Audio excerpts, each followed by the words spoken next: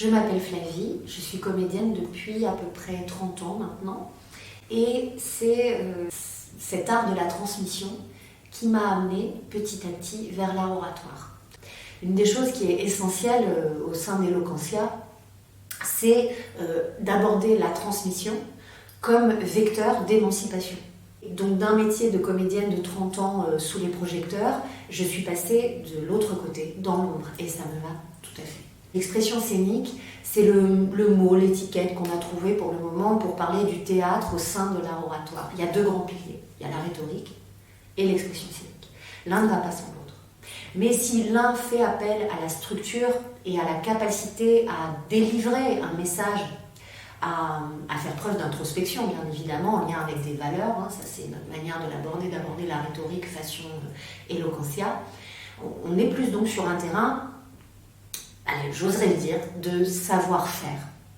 Là où l'expression scénique, on est sur le versant, attention, je ne vais pas vulgariser et devenir simpliste, attention, mais on est plus sur le versant du savoir-être.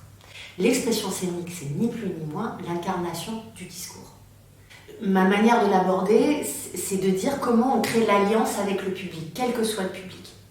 On vit de l'enjeu. Prendre la parole en public, c'est se confronter, pour certaines et certains d'entre nous, à notre plus grande peur. Et ce qui va être très intéressant, c'est comment incarner sa propre parole, après avoir mené une introspection, oser avoir levé une certaine timidité, se dévoiler, grâce à une structure rhétorique opérante, et on arrive sur le message qu'on a à délivrer. Mais attention, pas comme un communicant. Dans l'alliance avec l'autre, comme je le disais, parler à l'autre, s'adresser à l'autre pour s'adresser au monde. C'est permettre à l'autre de se révéler. Et là, on va arriver sur l'aspect technique de ce qu'est l'expression scénique. Il y a également un savoir-faire. Oui, je vous ai dit que les choses n'étaient pas binaires. Il y a une certaine technicité alliée à une authenticité. Ok.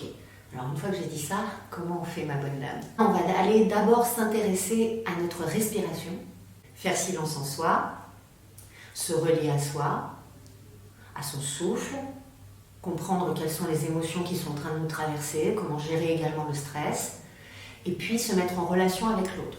Ensuite, c'est s'interroger sur ce qui fait présence. Il faut travailler bien évidemment, alors là ça vous paraît très bizarre ce que je vais vous dire, le dos. Oui, la sangle abdominale, mais le dos.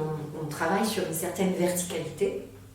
La voix peut se placer, et c'est ce qui est parfois le plus difficile, parce que ça va nous demander d'être quelque part un peu à nu. On se sent comme un avatar prêt à être choisi dans un jeu vidéo et il faut parler. Si j'ai travaillé une certaine technique à travers le silence, à travers le dos, à travers le regard et la gestuelle, si j'ai ce référentiel-là, alors je suis plus à même de m'en débarrasser un peu pour porter le discours. La bonne nouvelle, c'est que ça se fait au fur et à mesure. Il ne faut pas vouloir tout faire d'un coup. Pour moi, ce qui va compter, c'est l'aspérité.